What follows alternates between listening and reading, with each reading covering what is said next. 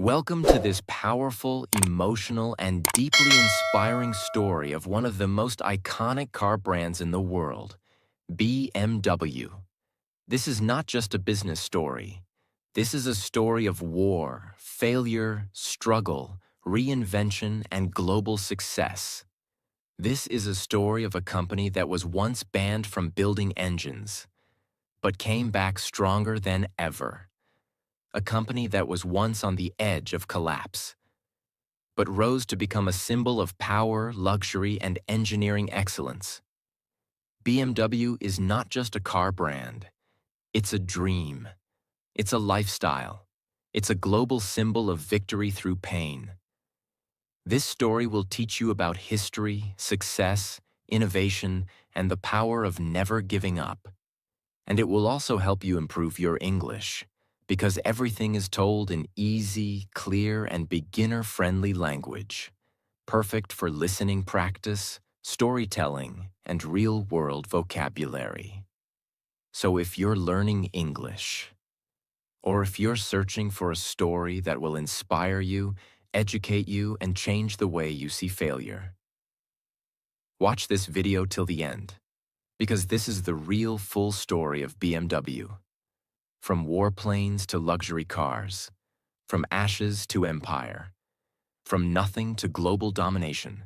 And remember, subscribe to this channel if you want more powerful stories that improve your English and your life. Now let's begin. Chapter 1. The Beginning. Before BMW was born. Let's go back to the late 1800s, to a time before BMW even existed. At that time, Germany was going through massive industrial growth. New factories, machines, and technologies were being built every day. The world was changing, fast, but nobody knew that one of the most powerful car companies in history was about to be born. Not from cars, not even from roads, but from the sky. The original name of BMW was not BMW. It all began in 1913, when a brilliant engineer named Karl Rapp started a company in Munich, Germany, called Rapp Motorenwerke. He was not building cars. He was building airplane engines. Germany needed powerful engines to compete in the First World War, and Rapp's company became a major supplier. His engines were strong, reliable, and fast.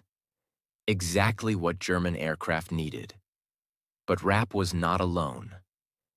In the same city, another mechanical genius named Gustav Otto was also building aircraft engines under the name Otto Flugmaschinenfabrik. Yes, the Otto family. He was the son of Nikolaus Otto, the man who invented the four-stroke internal combustion engine. These two men, Karl Rapp and Gustav Otto, were building the future of flight. But after years of separate growth and changes, something massive happened. In 1916, their companies were merged together to form a new company, Bayerische Flugzeugwerke AG, or BFW for short. And then, just 1 year later, in 1917, this company changed its name. The new name was BMW, Bayerische Motorenwerke, which means Bavarian Motor Works.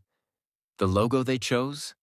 It was a blue and white circle, inspired by the flag of Bavaria, the state in Germany where it was founded, and many people believe it also represents a spinning airplane propeller. BMW was born. But still, they weren't building cars. They were building airplane engines, and they were doing it extremely well. By the time World War I was fully in motion, BMW had become a key part of the German military supply system. Their engines were known for their performance and power in the sky. One of their most famous early engines was the BMW 3A, built in 1917, a six-cylinder inline engine used in German fighter planes. It was powerful enough to fly high without losing strength, a huge advantage in aerial combat. But then, everything changed.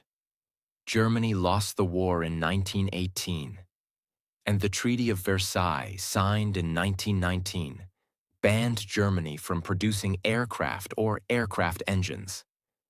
This meant BMW, a company born to build airplane engines, was now illegal in its own industry.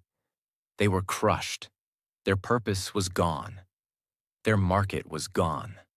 Their product was banned. This was their first near-death moment. But BMW did not give up. After being banned from aircraft engine production, BMW had two choices. 1. Close the company and disappear. 2. Reinvent themselves. They chose the second. In 1923, they built something new. It was a motorcycle, the BMW R32. This was a breakthrough.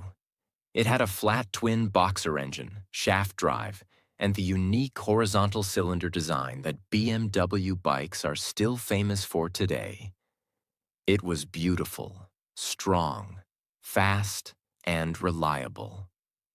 And just like that, BMW moved from air to road. Their motorcycles became popular across Germany and Europe. They were seen as premium, high-quality machines. In just a few years, BMW was once again profitable, respected, and growing. But they were not done. There was one more step to complete the transformation: building cars. First BMW car. In 1928, BMW made a bold move. They bought a company called Fahrzeugfabrik Eisenach, which was already building small cars under the name Dixie. BMW took the design of the Dixie, based on a license from the Austin 7 in England, and improved it. The result? The BMW 3/15. This was BMW's first car. It was small, affordable, and successful. It wasn't a luxury machine yet, but it proved something very important. BMW could build cars, and people would buy them. But just as BMW began to find its identity on the road, the world around it changed again. In the most brutal way. The year was 1933.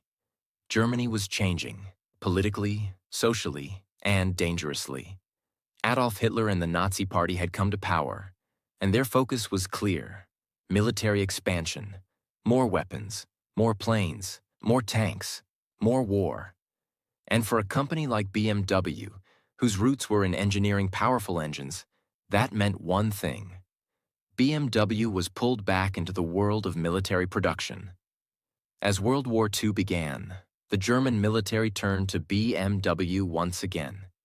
Not for cars, not for motorcycles, but for airplane engines. BMW had the knowledge. They had the engineers. They had the factories. And Germany had no time to waste. BMW became one of the main producers of aircraft engines for the Nazi war machine. Some of their most powerful engines included the BMW 801, used in the famous Focke-Wulf FW-190 fighter plane. BMW 003, one of the world's first jet engines, used in the Messerschmitt Me 262, the first jet-powered fighter aircraft in history. Yes, BMW was literally helping build the future of flight, with advanced engine technology far ahead of its time. But that also meant they were building weapons of war. Here's a truth that must be told honestly. During World War II, as BMW increased its military production, the German government, under the Nazi regime, began using forced labor. Tens of thousands of people, including prisoners of war, concentration camp victims, and foreign civilians, were forced to work in BMW factories under horrible, inhuman conditions. These were innocent people, often treated like machines, not humans. They were hungry, scared, beaten, and had no choice. And yes, BMW was part of that system. This is a painful truth in BMW's history, and the company has later acknowledged this dark past. In fact, BMW's own historians and researchers have published detailed reports about this, and the company has supported projects and foundations to remember the victims and make sure this never happens again. But it's important to understand, success stories are not always clean. Real history is full of mistakes, pain, and truth, and BMW's survival came at a terrible cost during the war. In 1945, World War II ended. Germany had lost, and the price of that loss was absolute destruction. When Allied forces, especially the US and UK, bombed German industrial areas, BMW's factories were targeted. Their Munich plant, the heart of BMW, was heavily damaged by air raids. Their Eisenach plant, where they built cars, ended up on the other side of the new post-war border. In East Germany, under Soviet control, BMW lost everything. They lost their factories, their workers, their car production, their engine business, their brand image. Worse than that, the Allied Control Council, which governed Germany after the war, banned BMW from producing anything mechanical. No planes, no engines, no motorcycles, no cars. They were completely frozen. For 3 years, from 1945 to 1948, BMW was legally banned from doing what it was born to do. Can you imagine that? A company that once made cutting-edge jet engines, now reduced to nothing. They had to find other ways to survive. So what did BMW do? They started making cooking pots. Yes, cooking pots. And bicycles and household items. Anything that could be made from scrap aluminum left from bombed aircraft and engine parts. They even made farm tools and kitchen equipment. It was not glamorous. It was not profitable. But it kept a few people employed, and it kept the name alive. By 1948, BMW was allowed to restart limited production, but only for motorcycles. They brought back the BMW R24, a single-cylinder motorcycle. It sold reasonably well, but not enough. In 1951, BMW tried to get back into car production with the BMW 501, a luxury sedan. But here was the problem. The car was too expensive to build. The car was too slow compared to competitors. The car was too expensive for post-war Germans to afford. BMW was bleeding money. The company had fewer than 10,000 employees. They were losing money every single year. By 1959, BMW was almost bankrupt. They were worth almost nothing. They couldn't pay debts. They couldn't compete with Mercedes-Benz, which was dominating the luxury segment. A deal was proposed to sell BMW completely to Mercedes-Benz. Yes, BMW was almost swallowed up by its biggest rival. It was almost gone forever. But then, something happened that saved BMW's life. A man named Herbert Quandt, a powerful German industrialist, saw what was happening. He believed in BMW, even when everyone else thought it was finished. Even when Mercedes was ready to buy it. He said no. He personally invested millions of dollars, in today's money over $100 million, into BMW. He took major control of the company. He restructured the debt, changed the strategy, and saved BMW from collapse. Because of Herbert Quandt, BMW remained independent. BMW survived. BMW had a second chance. This was BMW's turning point. After 2 wars, after being banned, after financial failure, BMW was still standing. But survival is not the same as success. Chapter 2. Reinvention. The ultimate driving machine is born. By 1960, BMW had no strong product lineup, no luxury image, no brand identity. Its only recognizable product was its motorcycles. Still reliable, but not profitable enough to carry the whole company. They had just avoided being swallowed by Mercedes, but they were still seen as small, confused, and financially weak. If they wanted to survive, BMW needed to do three things.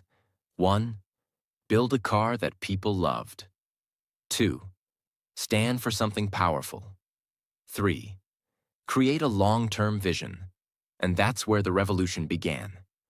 In 1961, at the Frankfurt Motor Show, BMW revealed something totally new. A car called the BMW 1500. It was part of what would become known as the Neue Klasse, which means new class in German. Why was this car so special? Because it was the perfect combination of everything BMW wanted to become. Stylish, but not flashy. Compact, but powerful. Comfortable, but sporty. Affordable, but premium. The 1500 had a 4-cylinder engine, modern design, independent suspension, disc brakes, and could reach 90 miles per hour, 145 kilometers per hour. Very impressive at that time. It had enough space for families, enough power for enthusiasts, and enough soul for people to feel connected. And it worked. The BMW 1500 was an instant hit. Between 1962 and 1972, BMW sold over 300,000 units of the Neue Klasse cars, including the 1500, 1600, 1800, and 2000 models. That might not sound huge today, but at the time, it was life-saving. BMW went from losing money to becoming profitable again. They expanded production, hired more workers, and began investing in new research and design. For the first time in decades, BMW had a future. What made BMW different was not just engineering. It was the feeling they gave the driver. BMW didn't want to copy Mercedes-Benz. They didn't want to build big, heavy, slow luxury sedans. Instead, they focused on something different. Driving pleasure. They wanted to build sporty cars, not just comfortable ones. They wanted cars that moved fast, turned smooth, and felt alive in your hands. BMW started calling this idea Freude am Fahren in German, which means the joy of driving. Later, this would become the famous slogan, the ultimate driving machine. It was simple, powerful, emotional. BMW was not just selling cars, they were selling a feeling of freedom. In the late 1960s, BMW began looking outside Germany. They knew the real money was in the United States, the United Kingdom, Asia, especially Japan. So they began building new partnerships and distribution networks. In 1972, BMW of North America was officially created. Why was this important? Because America was car-obsessed, and it was home to muscle cars, racing culture, and car magazines. If BMW could succeed there, they could succeed anywhere. And guess what? They did. BMW drivers in the US loved the balance of European engineering and sporty performance. It felt like nothing else on the road. The BMW 2002, released in 1968, became a cult car in the US. It looked simple but drove like a beast. Car and Driver magazine called it one of the greatest cars ever made. And sales exploded. By 1975, BMW had become a respected international brand. In 1973, BMW completed its new global headquarters in Munich, Germany. It was shaped like a 4-cylinder engine, a bold symbol of BMW's engineering soul. Next to it, they built the BMW Museum, shaped like a giant bowl. These buildings weren't just offices, they were statements.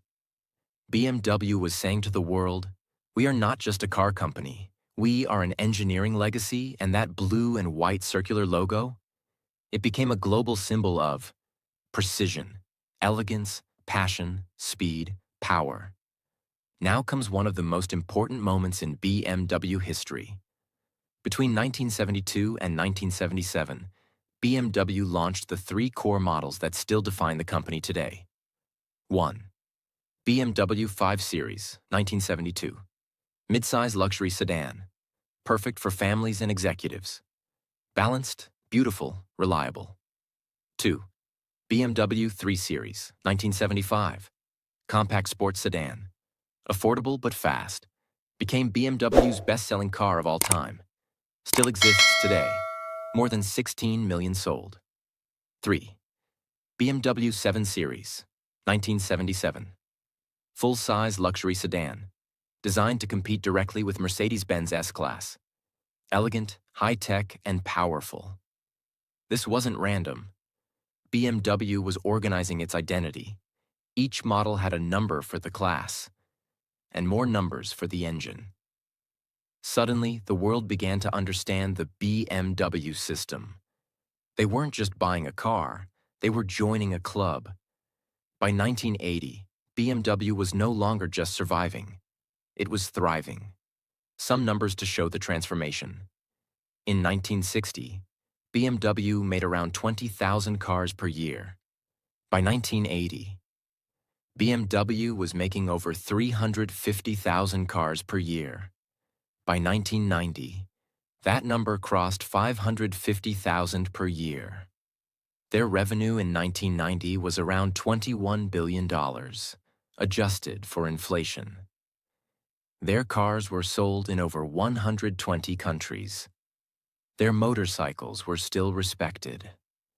Their engineering department was working on next-gen engines, design, and even concept cars.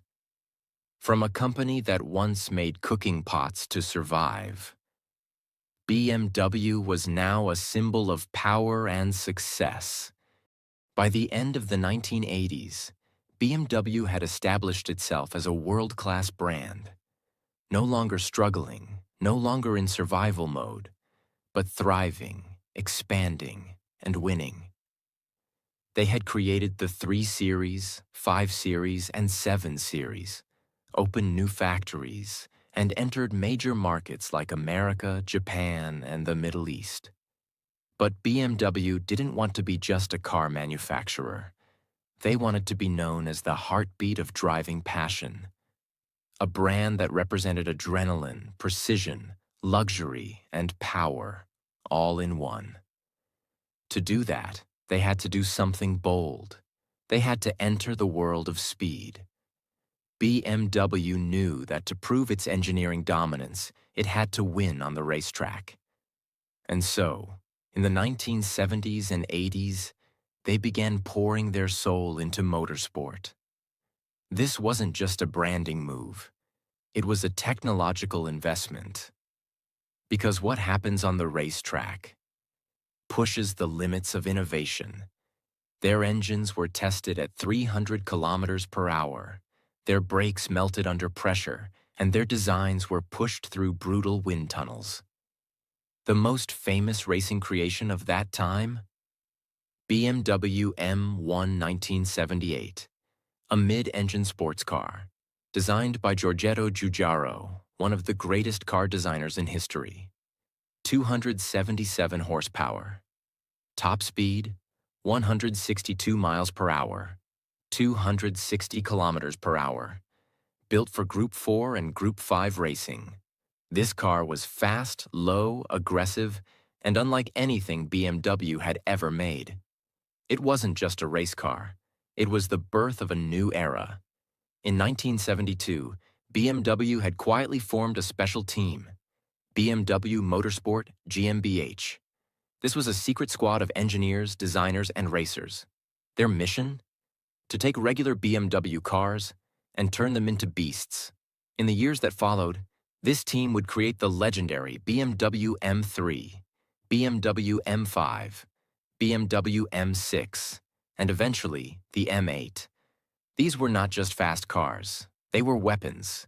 They were luxury with fire in the veins. They became the dream cars of a generation. Let's break it down. In 1986, BMW introduced the first M3 E30. This car shocked the world. It had 2.3-liter inline-4 engine, lightweight body, a screaming high-rev engine sound, track-ready suspension, a 0 to 60 miles per hour time of just 6.7 seconds, which was super fast in the 1980s. But what made the M3 legendary wasn't just speed. It was balance. You could drive it on the track and then take it to the grocery store. It was a car that made you feel like a racing driver even if you were just going to work. It won multiple world championships, dominated touring car racing, and built a cult following that continues to this day. By the time the next generation M3 E36 came out in the 1990s, BMW had already sold over 200,000 units of M-series cars, generating over $10 billion in revenue. And they weren't done. As the 1990s began, BMW's identity was fully clear. It was not just luxury like Mercedes. It was not just technology like Audi. It was the ultimate combination of style, sport, and soul. Celebrities started driving BMWs. Musicians mentioned BMW in their lyrics. Entrepreneurs chose the 3 Series as their first luxury car. The 7 Series became the car of choice for diplomats and CEOs. Every BMW model became a statement. The 5 Series meant, "I've made it in life." The 3 Series Coupe meant, "I'm young, rich, and fast." The M5 meant, "I want a supercar in a suit." Even movies got involved. James Bond drove a BMW 750 IL in Tomorrow Never Dies, 1997. Mission: Impossible featured BMW M5 chases. BMW Films was launched. Short cinematic films starring Clive Owen, made to show the emotion of driving. This was brilliant marketing. BMW was no longer just a company. It had become a culture. With growing demand, BMW had to scale fast.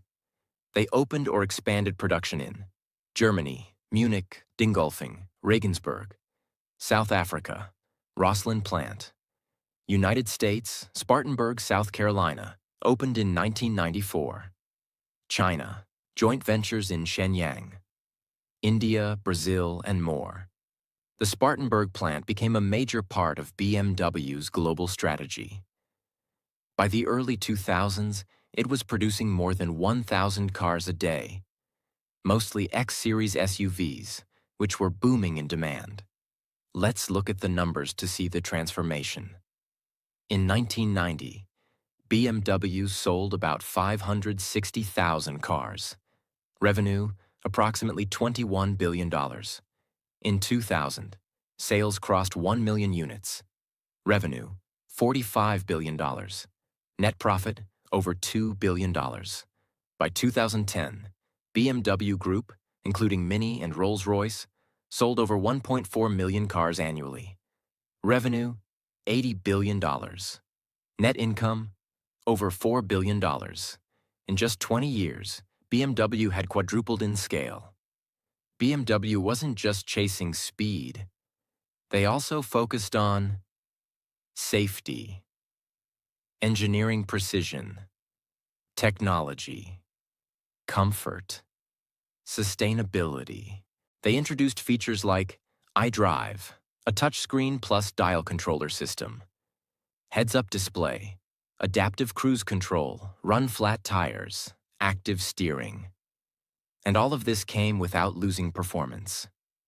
This balance is what made BMW a different beast. Even before the world went electric, BMW began planning for the next era. In 2011, they announced the BMW i brand, their line of electric and plug-in hybrid vehicles. Their first model, BMW i3, launched 2013. A small, futuristic electric city car, made with carbon fiber reinforced plastic, lightweight, designed for sustainability. Followed by BMW i8, a plug-in hybrid sports car, futuristic design, a symbol of what cars could be. BMW was now preparing for a future where speed and sustainability could coexist. Chapter 3: The Age of Challenge. BMW versus the future. In the early 2000s, a new player entered the automotive world: Tesla, led by Elon Musk. At first, traditional companies like BMW didn't take it too seriously. Tesla was small, American, and only made electric cars, which many people still thought were weak, boring, or impractical. But Tesla had something powerful: vision. They weren't just making cars. They were building a movement: clean energy, innovation, and disruption. By 2012, the Tesla Model S arrived. It was luxurious, silent, fast, and ran 300+ miles on a single charge. And suddenly, people started asking, why should I buy a BMW if I can get a Tesla? This was the first time in decades that BMW faced a real threat to its image. Not from Mercedes, not from Audi, but from an outsider. Governments around the world were also changing their laws. Countries like Germany, France, Norway, UK, China began announcing future bans on gasoline and diesel engines. Some said no petrol cars after 2035. Others pushed for 100% EV by 2040. BMW's success had always been built on the internal combustion engine, that deep, powerful roar that made people fall in love with driving. Now the world was saying, turn off that engine or die. This wasn't just a marketing challenge. This was a complete transformation of identity. BMW had to make a decision. Do they go fully electric and leave behind 100 years of engine mastery? Or do they fight back and hold on to tradition? The answer was complicated. Instead of copying Tesla completely, BMW launched a new strategy called the power of choice. Their idea was this: we will give customers whatever powertrain they want: gasoline, diesel, hybrid, or electric. We won't force them. We will offer everything. This sounded smart. BMW started building flexible platforms, meaning the same car could be built with either a gas engine or an electric motor. They began launching new EVs and plug-in hybrids: BMW 330e, plug-in hybrid; BMW X5 xDrive 45e, BMW iX3, BMW i4, electric sedan, BMW iX, fully electric SUV.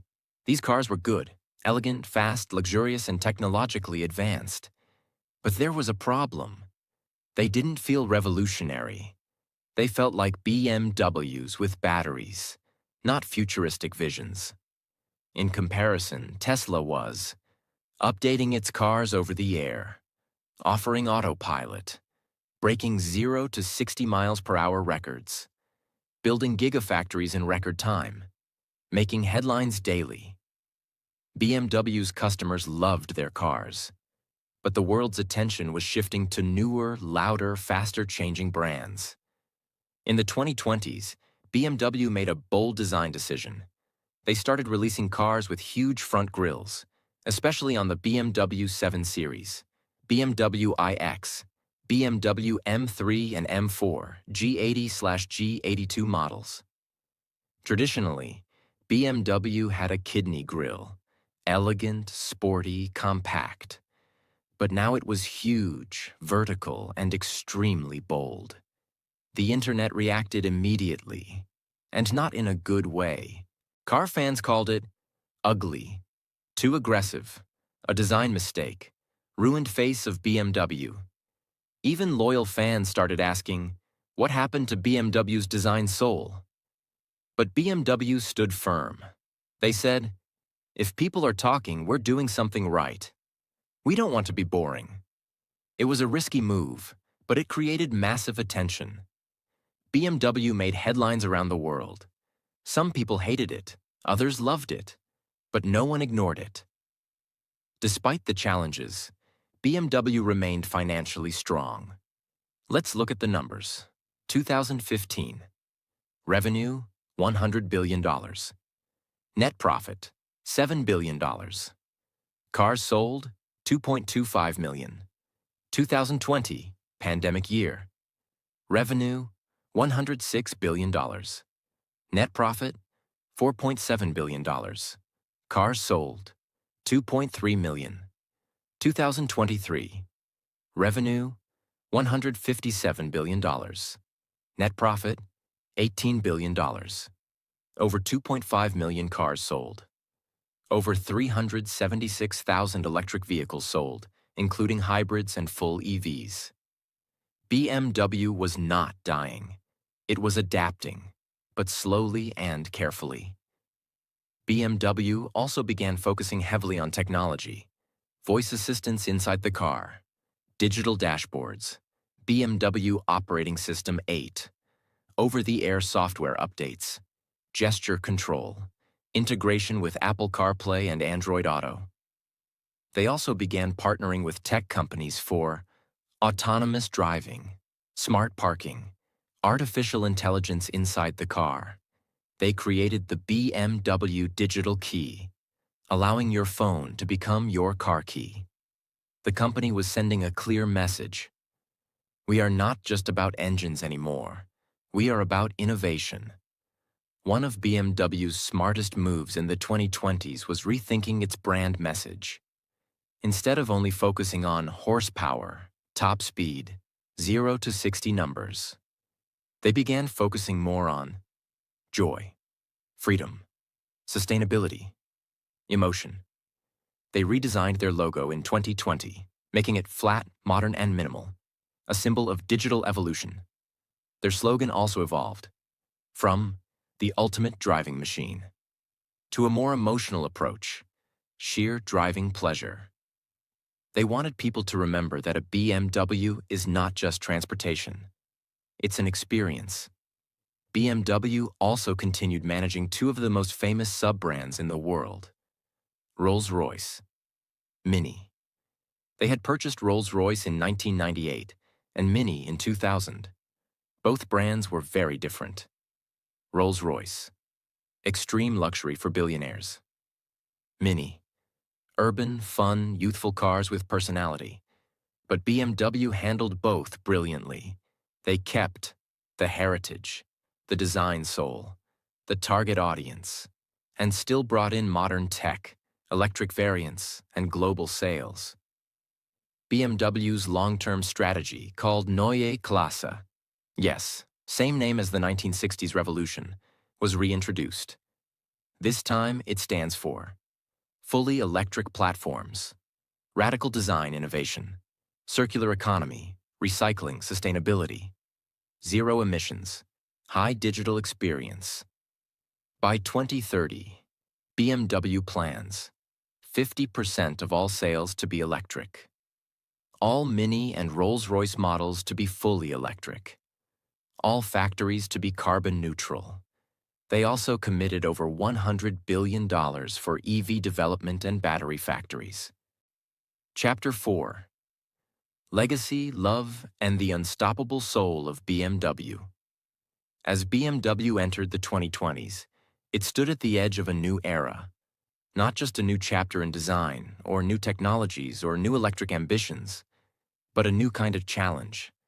To stay human in a world becoming more machine. To stay emotional in a time becoming more digital. To stay BMW in a world trying to change what cars mean. Because BMW's story has never been just about building cars. It has always been about something much deeper. You see, when someone buys a BMW, they're not just buying a machine.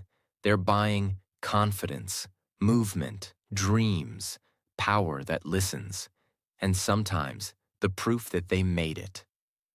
Ask any passionate BMW driver and they'll tell you, when I sit behind that steering wheel, I feel alive. There's a reason the brand has survived. 2 world wars, economic collapse, legal bans, near bankruptcy, global competition, technological revolutions, and the biggest transformation in car history, electricity. No matter what happened, BMW kept moving, and so did the people who loved it. BMW is the car for the person who doesn't want to show off but wants to feel something, doesn't just drive but lives behind the wheel, doesn't need the fastest 0 to 60 time, but loves how the car hugs the road, wants a car that isn't just smart but also speaks to the heart. That's why for millions of people, their first BMW is unforgettable. Maybe it was an old 3 Series. Maybe it was a hand-me-down from their father. Maybe it was a second-hand car they saved up years for. Maybe it was the reward they gave themselves after building a business. But it meant something. It wasn't about leather seats. It was about that first morning drive, the first turn, the way the engine whispered, "You're not just going to work today. You're alive." BMW's journey is one of the most powerful business lessons in human history. Here's what it teaches us. 1. You can be reborn more than once. BMW was almost destroyed multiple times. In 1919, when Germany was banned from making planes. In 1945, after their factories were bombed. In 1959, when they were nearly bought by Mercedes. In the 2010s, when Tesla stole the spotlight. But every time, BMW didn't cry. They rebuilt, reimagined, and rose again. In life and business, you will fall. That doesn't mean you're finished. It means you're ready to transform. 2. Don't be afraid to change. BMW didn't say, "We're just an engine company." They became a motorcycle innovator, a car legend, a luxury designer, a racing champion, a technology leader, an electric pioneer. If they had refused to adapt, they would have been gone decades ago. If you don't change, the world will leave you behind. 3. Legacy is built through pain. People respect BMW not because it was perfect, but because it suffered, survived, and kept going. The beauty of BMW is in its imperfections. The wars it had to live through, the markets it lost, the mistakes it made, the criticism it faced. But the soul always remained. As of the latest numbers, BMW Group's total value is over $110 billion. Annual revenue exceeds $157 billion. Net profit over $18 billion per year. Employs 130,000 plus people globally. Presence in over 140 countries. Produces over 2.5 million vehicles every year. Electric and hybrid vehicles make up 25% plus of total sales. Owns and operates BMW, MINI, Rolls-Royce, and BMW Motorrad motorcycles. BMW is not just surviving, it's leading again. But now, the question is not just about money. It's about meaning. As AI grows, as roads become autonomous, as EVs become silent, will BMW's passion still matter? Yes, because BMW is preparing for a future that combines emotion with software, performance with electricity, heritage with innovation. Their upcoming Neue Klasse EVs promise to be faster than ever, more sustainable than ever, more digital than ever, yet still feel like BMWs behind the wheel. That's the secret. BMW refuses to let technology kill emotion. They want to prove you can still feel joy, even in the age of silence. You may never own a BMW. You may never drive one. But the story you've just heard is not really about a car. It's about a group of humans who refuse to quit. A company that rose from ashes, again and again. A symbol of reinvention. And a reminder that nothing is truly over until you give up. BMW lost everything, not once, not twice, but multiple times. And yet here they are, still building, still racing, still dreaming. And maybe that's what you need right now too. Maybe your life has hit a wall. Maybe your dream feels broken. Maybe your identity is being tested. Maybe the world thinks your time is over. Let BMW remind you. You're allowed to collapse, but you are not allowed to stay down. You can reinvent. You can evolve. You can become the ultimate driving machine of your own life. BMW is not just a company. It's a lesson in courage, a story of speed, soul, and survival, and a reminder that every engine that stops can start again. Thank you for watching this full biography. And remember, this story wasn't just told for entertainment. It was told to improve your English, to inspire your mind, and to awaken your heart. If you learned something powerful today, if your English improved with this story, if you felt emotion from a brand's life story, then do one thing right now. Like, share, subscribe. Because this channel is here to teach you English and also to change your life, one story at a time.